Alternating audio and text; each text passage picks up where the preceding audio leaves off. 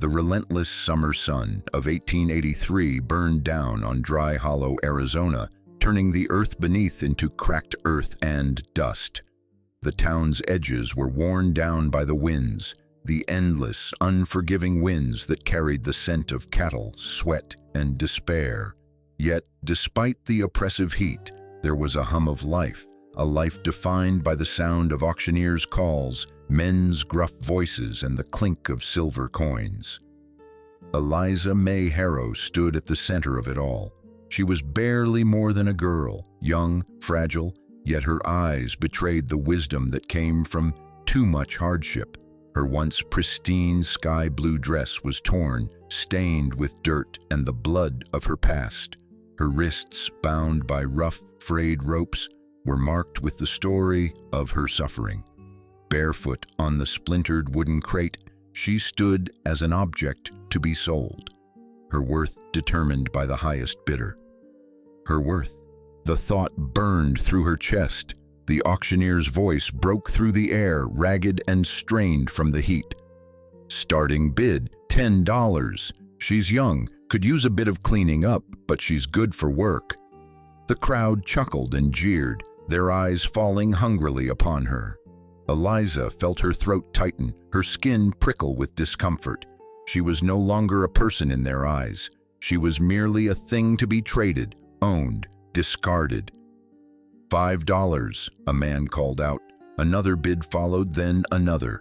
10, someone shouted, their voice thick with greed. Eliza's heart raced, but she wouldn't cry. She had cried once, and it had earned her nothing but more pain. She had learned to silence her tears, to bury the fear deep inside. She stood still, her jaw set, her gaze hard. She wouldn't give them the satisfaction of breaking her, not today. Then, from the back of the crowd, a voice cut through the murmurs, steady and unwavering. "I'll pay $1. A ripple of silence passed through the crowd. $1? Was he mocking her? The auctioneer blinked, confused. The voice, calm and firm, continued. $1, it said again, now louder. Griffin Caldwell stood at the edge of the crowd, his tall figure blocking the light. His face was weathered, his clothes simple, but sturdy. As he stepped forward, the crowd parted in confusion. Griffin wasn't here to buy her. He was here to give her what no one else had offered her in years: freedom. Eliza's heart skipped. No one had ever spoken to her this way, not with kindness, not with respect. He didn't see her as something to be bought or sold.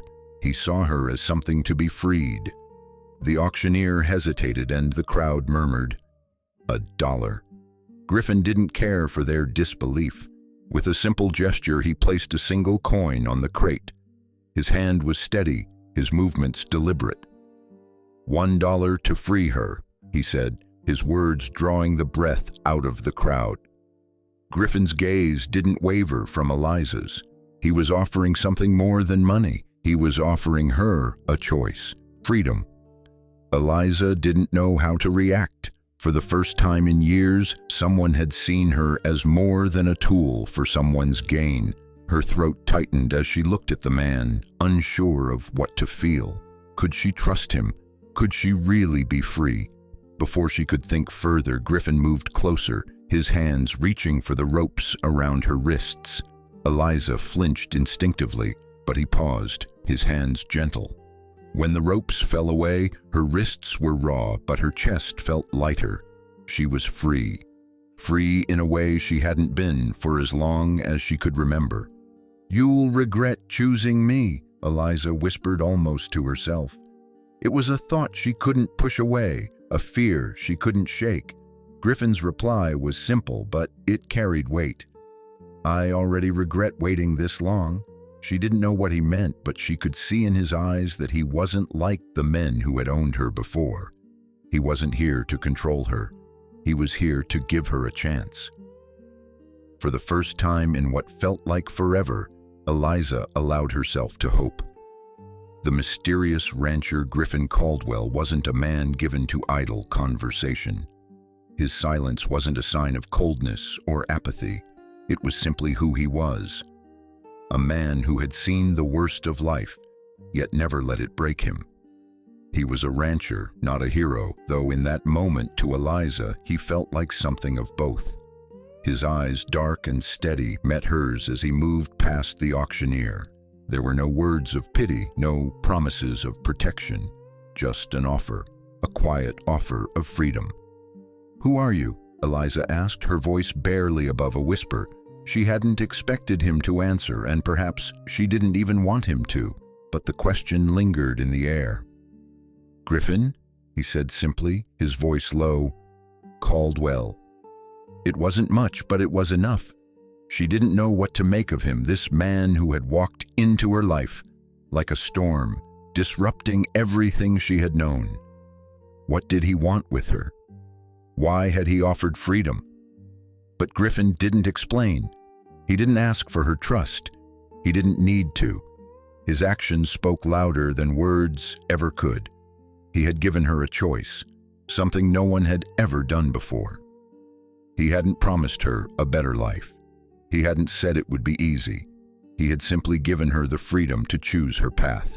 Eliza felt a strange shift inside her, a mix of fear and hope she couldn't quite name. She had no idea what would happen next, but for the first time in years, she didn't feel like she was being dragged through life by someone else's whims. She wasn't just a tool for someone's gain. She was free. Griffin turned, walking away from the auction yard, and Eliza hesitated. She had been free for mere moments, yet already it felt unfamiliar, frightening. Could she trust this man? Could she trust herself? As the sun set, casting long shadows over the dusty land, Eliza followed him.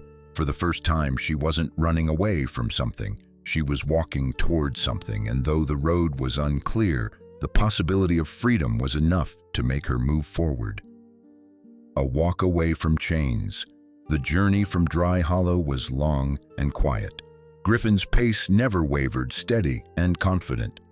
Eliza trailed behind, her mind racing with the questions she couldn't yet answer. Freedom. It was an alien concept to her. She had spent so long being controlled, being told what to do, where to go, and who she was supposed to be. But now, as the desert stretched out before her, Eliza realized something profound. She could choose. She could be more than the sum of the mistakes others had forced her to make. Still, her body carried the burden of years of mistreatment. She didn't trust easily, not anyone, not even Griffin. She didn't know him, didn't understand his quiet strength or the way he seemed unaffected by the harsh world around him. He wasn't asking anything from her. He wasn't making demands, forcing her to speak, to act. He simply kept walking, leaving her to decide if she would follow. The air grew cooler as they moved deeper into the desert, the heat of the day retreating into a still, dry night. Griffin never spoke, but his presence beside her gave her a strange sense of security. It was an uncomfortable feeling. Comfort, she had learned, was a dangerous thing, but it was also a feeling she had longed for. He was consistent, and though she didn't understand him, she couldn't deny that something about him made her feel safe. The more they walked, the more Eliza began to question everything she had believed about herself, about life. She wasn't just a victim anymore. She wasn't just someone to be controlled. She was someone capable of making choices, of deciding what came next. She caught up to Griffin, her footsteps matching his rhythm. "Where are we going?" she asked, her voice quiet but steady. Griffin didn't answer immediately, but when he did, his words were simple, profound. "Wherever you choose." For the first time, Eliza realized that the future was hers to decide. Griffin had given her the gift of choice, and that terrified her more than anything else. The road to trust. The days continued to stretch out before them, each one marked by the gentle rhythm of their journey. The harsh, blistering heat of the desert was slowly becoming a distant memory, replaced by the vast open skies above and the long, winding roads ahead. Griffin didn't rush. He didn't push. His pace was unhurried, a stark contrast to the way Eliza had lived for so long. Her life had been a series of frantic sprints, desperately running from one nightmare to the next, never once stopping to breathe, to think, to choose. But with Griffin, it was different. For the first time in years, Eliza found herself walking beside someone, not ahead of them, not behind them. She wasn't being driven by fear, by some unseen hand forcing her along. Griffin's silence was never oppressive. It was simply the quiet of a man who had seen much of the world, who understood that sometimes the best way to help someone heal was to simply be there, without words, without expectation. Yet, despite the calm in Griffin's presence, Eliza could feel the deep ache of doubt gnawing at her insides. Could she trust him? He had freed her, yes, but what did that mean? He had offered her something no one else ever had, freedom, but she wasn't sure she knew what to do with it. Griffin, it seemed, was content to let her work through it on her own.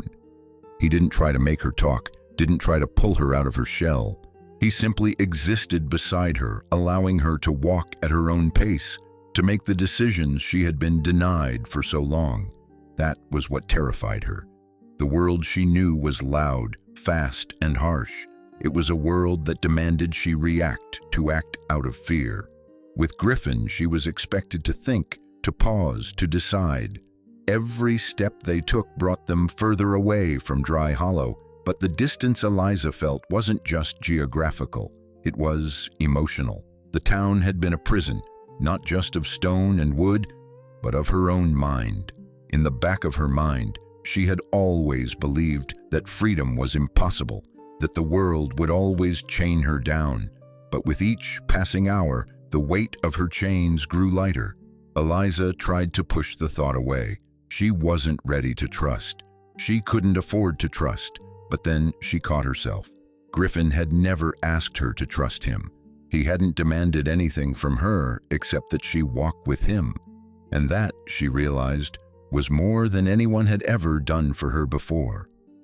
As the days passed and the sun dipped lower on the horizon each evening, she found herself becoming more accustomed to his silence, more willing to walk beside him. She wasn't ready to completely open up, but for the first time, she didn't feel like she had to run. She was learning to walk, not away from her past, but toward a future she could choose for herself. The first test. It was late afternoon when their world shifted again, this time in the form of three men who appeared from the shadows of the desert. The air was thick with tension as they stepped into the narrow path ahead of Griffin and Eliza. Their rough faces were hardened by years of living on the edge of civilization, their eyes filled with a hunger that spoke of desperation. One of the men, a scarred brute with a jagged mark running from his chin to his forehead, looked over at Eliza and grinned. "Well, what do we have here?" he sneered, his voice dripping with malice. "Looks like the winds brought us something better than we expected." Eliza instinctively took a step back, her heart hammering in her chest. She reached for the knife tucked beneath her boot, but before she could move, Griffin stepped forward, his calm presence filling the space between her and the men. "She's not owned," Griffin said, his voice low but unmistakable. There was no question in his tone. "Anyone touches her, they answer to me." The men hesitated, sizing Griffin up, testing whether he was bluffing. But Griffin didn't flinch. He didn't move a muscle.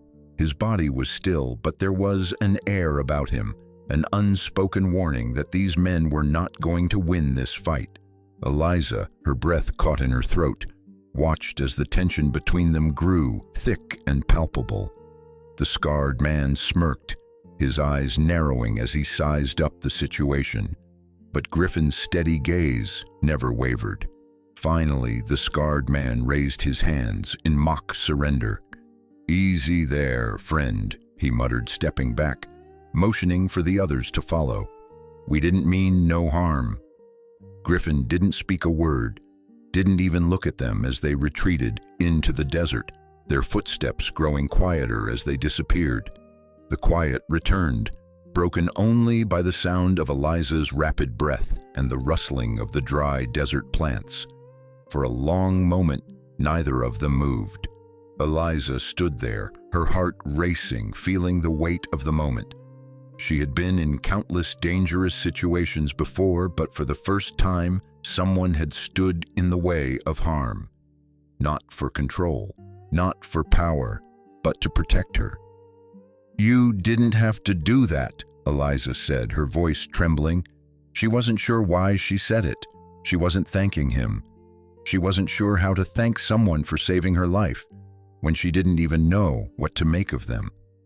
Griffin's voice was calm, steady. "It's not about what I had to do. It's about what I choose to do." In that moment, Eliza understood something. Griffin didn't do things because he had to. He did them because he chose to. And for the first time, someone had chosen to protect her, for no reason other than that he thought she deserved it. Learning to live without fear. The next few days passed in a sort of quiet rhythm. They woke with the sun, ate their meals in silence, and walked. Eliza still kept her distance, still wondered whether trusting Griffin was the right thing to do. It felt too strange, too unfamiliar.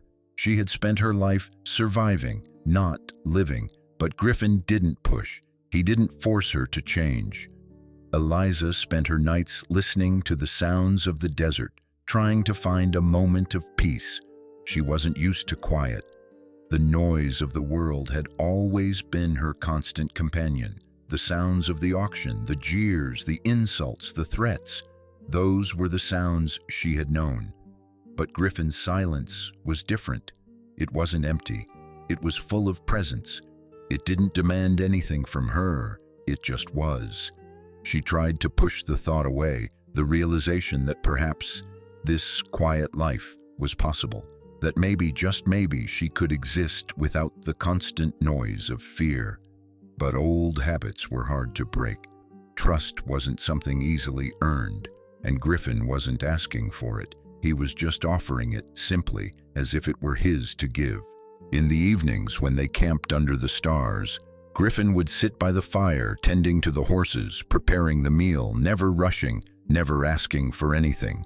And every night, Eliza would sit with him, watching the flames dance in the still night air, wondering what it would be like to finally feel safe. The idea of safety felt so foreign to her, as though it were a myth, a dream she could never reach. But as the days wore on, Eliza found herself longing for it. She found herself craving the peace that Griffin seemed to carry so effortlessly. He didn't promise her safety. He didn't promise her anything. He simply let her be.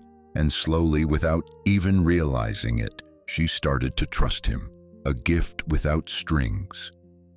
One rainy morning, after the storm had passed, Griffin appeared with a simple gift, a white daisy in his hand. The delicate flower, soft and pure, seemed out of place in the harsh desert landscape, a symbol of kindness in a world that had long since abandoned such things. Eliza stared at the daisy, unsure of what to make of it. She had never been given something without expecting a return. No one had ever offered her anything without asking for something in return. She didn't know how to process the simplicity of Griffin's gesture. He didn't say a word. He simply placed the flower at her feet, as if it were the most natural thing in the world. Then, without another glance, he turned and walked away, leaving Eliza with the flower and a question that lingered in the air. Why? She didn't understand it, not at first. But the more she thought about it, the more the gesture began to chip away at the walls she had built around herself. No one had ever given her something without wanting something back. No one had ever treated her with kindness for no reason other than that she deserved it. Griffin's gesture was simple, but in that simplicity was something powerful. Eliza could feel it, a small seed planted in the soil of her heart, the seed of trust, the seed of hope. A town of whispers. When they reached the town of Dry Hollow, Eliza's heart sank. She had dreaded returning to a place where the whispers of her past could follow her. The townsfolk, with their sharp eyes and cruel words, would never forget what had happened to her. The auction, the men who had used her, the stories they had spread, all of it would be waiting for her, like ghosts in the wind. But Griffin didn't seem to care about their whispers. He walked beside her, his presence a wall against the judgment that rained down on them. The townspeople stared, some with curiosity, others with disdain. But Griffin never flinched. He didn't offer excuses. He simply kept walking. When they passed by the saloon, a man leaning against the post caught sight of Eliza and called out, his voice thick with alcohol. "Well, well, didn't think Caldwell had it in him to buy a girl," he sneered, his words dripping with contempt. Griffin didn't flinch. He didn't look at the man. He simply stepped forward and, in one fluid motion, slammed his fist into the man's face. The man stumbled, crashing into the wall, and fell to the ground. The saloon went silent. The sound of the man's crash echoed in the stillness.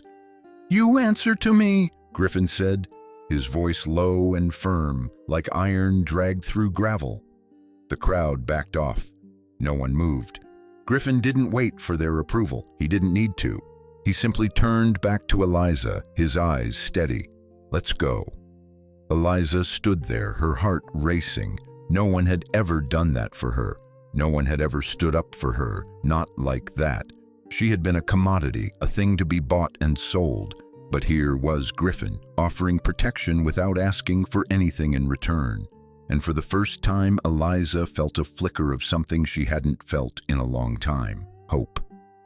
Understanding Grace life at the ranch had settled into a quiet rhythm. The mornings were spent tending to the horses, and the evenings were filled with the stillness of the desert. Griffin never demanded anything from Eliza. He didn't ask her to change, didn't ask her to forget her past. He simply allowed her the space to heal, to grow at her own pace. But despite the calm of their daily life, Eliza couldn't help but wonder, why was Griffin so kind? Why was he offering her this gentleness without asking for anything in return? She had never known kindness without a price, and she couldn't understand why he was different. What did he see in her that made him treat her this way? It wasn't until one evening, after a long day of work, when Griffin brought her a warm meal and sat beside her in the quiet of the ranch, that Eliza began to understand. It wasn't about fixing her. It wasn't about saving her. It was simply about showing her that she was worthy of being treated with respect, just as she was. Griffin's kindness didn't ask for anything. It didn't demand anything. It simply was. And in that simplicity, Eliza found something she had been missing for years: grace. The promise of tomorrow. One evening, as the sun dipped low over the desert horizon, Griffin handed Eliza a small wooden box. Inside was a simple silver ring, rough-hewn and imperfect, but undeniably real. Griffin looked at her, his eyes steady, his voice gentle. "I'm not asking for anything from you, Eliza," he said softly, "but if you'll let me, I'd like to walk beside you." The weight of the ring in her hand was heavy with meaning, and Eliza's fingers trembled as she held it. This wasn't about ownership. It wasn't about control. It was about companionship, a promise of something real, something she hadn't allowed herself to believe in. For the first time in her life, Eliza didn't feel like she had to prove her worth. She wasn't being asked to change. She wasn't being asked to be anyone but herself. She was enough, just as she was. And with that, Eliza made a choice, not because she had to, but because for the first time, she wanted to stay.